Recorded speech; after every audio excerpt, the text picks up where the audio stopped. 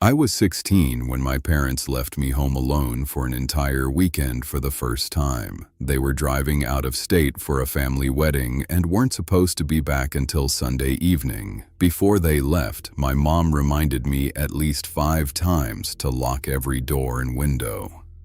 My dad just laughed and said he expected the house to still be standing when they got back. As soon as they pulled out of the driveway, I knew exactly how I wanted to spend the weekend. Battlefield 5 had just come out, and I'd been waiting to play it without anyone interrupting me. I grabbed some snacks, went upstairs to my room, put on my headset, and played until almost 2 in the morning. The house was completely quiet except for the sounds coming from my computer. Not long after I finally shut everything down and went to sleep, something woke me up. Someone was walking around downstairs. First, I heard footsteps in the kitchen. Then, they moved into the hallway. A few seconds later, I heard the floor creak in the living room. I stayed in bed, trying to come up with a reasonable explanation.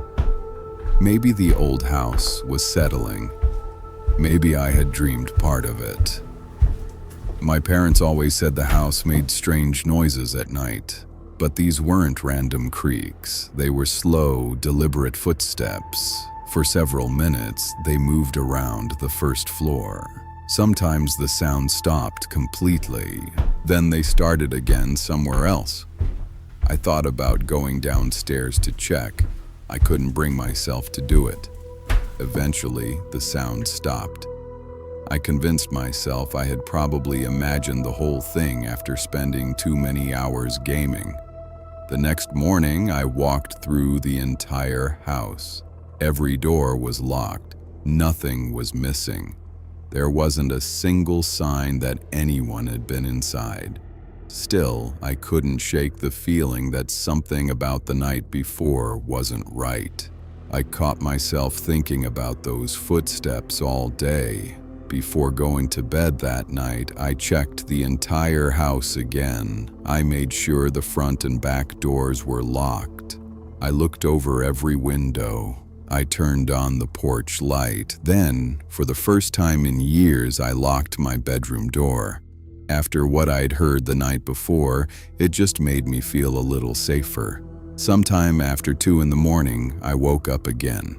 This time there was no doubt. Someone was inside the house. I heard a kitchen cabinet open, then the refrigerator door. It sounded like someone was calmly looking for something to eat. I froze. A few seconds later, the staircase creaked. The first step, then the second, then the third. The footsteps slowly climbed toward the second floor. My heart was pounding so hard I could hear it.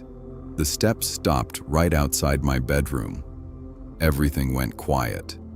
Then the doorknob slowly turned. Someone tried to open it. The door didn't move. A few seconds passed. The handle turned again. Harder this time. Then once more. Whoever was outside clearly didn't understand why the door was locked.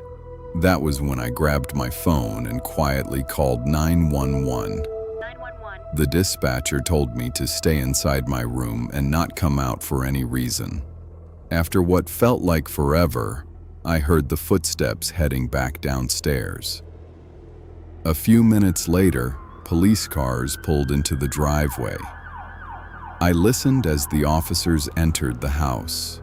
Doors opened, furniture was moved. Then I heard someone shout, "Police! Don't move!" An officer eventually came upstairs and told me it was safe to come out. When I stepped into the hallway, I saw 2 officers leading a messy-looking man out of the basement. Later, one of the officers explained that the man appeared to be homeless. He had apparently watched my parents leave with their suitcases, assumed the house would be empty for the weekend, and got inside through a small basement window that I had forgotten to lock.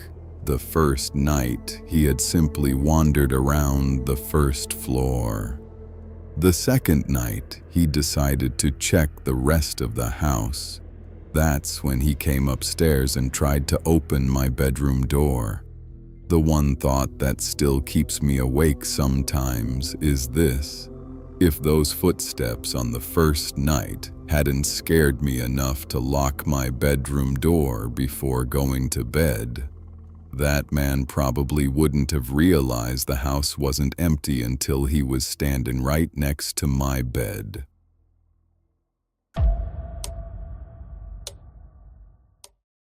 If someone offered me an old cabin by a quiet lake today, I'd take it without asking a single question. A year ago, I would have laughed at that idea. Back then, I thought I'd finally found my dream home. I moved to Mountain View, California after getting a remote job. The neighborhood was brand new. Modern houses, young families, coffee shops, bike paths. After years of living in a cramped apartment, it felt like my life was finally coming together. The first few weeks were perfect. Then one evening, while I was reading in the living room, the curtains slowly opened by themselves. I figured I must have left a window cracked somewhere. The next night, the upstairs bathroom light switched on by itself. I walked through the whole house. I checked every light switch. I even wondered if the builders had messed up the wiring. It was a new house. Things happen. But the strange moments became more frequent. Lights came on in empty rooms. Sometimes I found the garage door open, even though I was sure I'd closed it. A few mornings I woke up to every curtain already open, even though I always closed them before bed. It was annoying, not scary, until one night. I woke up because the bedroom was unbearably hot. The air felt thick. It was getting hard to breathe. My sheets were soaked with sweat. I walked over to the window and tried to open it. It wouldn't move. I tried the second window. Nothing. I pulled harder. Still nothing. That's when I noticed the temperature display on the wall. 32 degrees, then 34, then 36, then 38. I ran into the hallway. The window there wouldn't open either. Neither would the one in the kitchen. I rushed to the front door. The lock didn't respond. That was the first moment I honestly thought I might die in my own house. Then, just as suddenly as it had started, the temperature began to fall. The locks clicked. The windows opened normally. It was as if nothing had happened. I spent the rest of the night sitting in my kitchen, trying to come up with a logical explanation. After that night, I stopped believing these were random glitches. I was convinced someone was doing this to me. Then everything happened at once. The curtains suddenly slammed shut.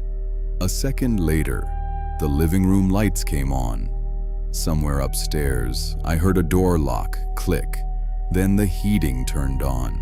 I just stood there in the middle of the kitchen, and then it hit me. I'd been asking the wrong question. I kept wondering who was doing this. But for the first time, I looked at what it was happening to. The lights, the curtains, the locks, the heating, the speakers, the garage door. They all had one thing in common. They could all be controlled remotely. That's when I remembered the builder showing me the home automation system when I bought the house. He was proud of it. Everything was connected. Lights, locks, climate control, blinds, appliances. It had worked so well that I eventually forgot it was even there. Until that moment. The whole time, I'd been looking for a person, when I should have been looking at the house itself. I had barely finished that thought when everything went completely out of control. Every curtain slammed shut. Every light in the house went dark, except the one directly above me. the front and back doors locked. Then the ceiling speakers calmly said, "Security mode activated." The oven turned on. Water started running from the kitchen faucet. The garage door began opening and slamming shut over and over again, shaking the whole house. I ran to the electrical panel and shut off the main breaker. Half the house went dark, but the doors were still locked. Then I remembered something the installer had told me. The network equipment had a backup battery. Even without power, it would stay online. I sprinted to the utility room. The modem was still running. Everything finally made sense. If the house was still receiving commands, it still had an internet connection. I didn't hesitate. I grabbed the network cable and ripped it out of the modem. Everything stopped instantly. The locks released. The lights stayed still. The house went completely silent. I never plugged that cable back in. I replaced every smart lock with a regular key, every smart switch with a normal one. Now I open my own curtains every morning. It takes a little more effort, but at least I know who's in control of my house.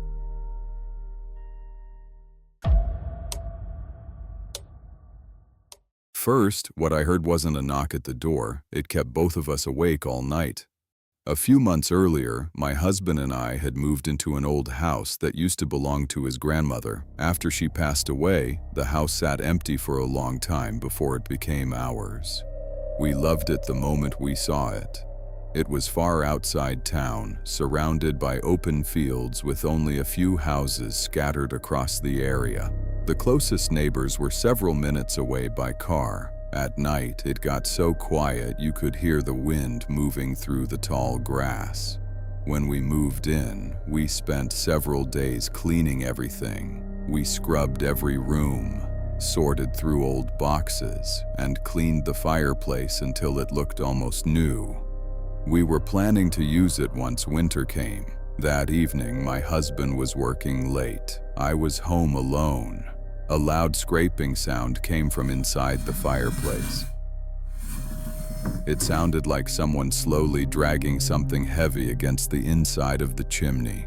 I froze in the kitchen with a coffee mug still in my hand. Then the sound stopped, just like that. I told myself a raccoon or maybe a bird had gotten into the chimney. That happens sometimes. So I walked over to the fireplace. Everything looked completely normal. The firebox was empty. The metal screen was in place. There wasn't a single sign that anything had been moving inside. I was about to walk away when I heard 3 dull thumps above me. 1, 2, 3, like something slowly bumped against the brick walls inside the chimney.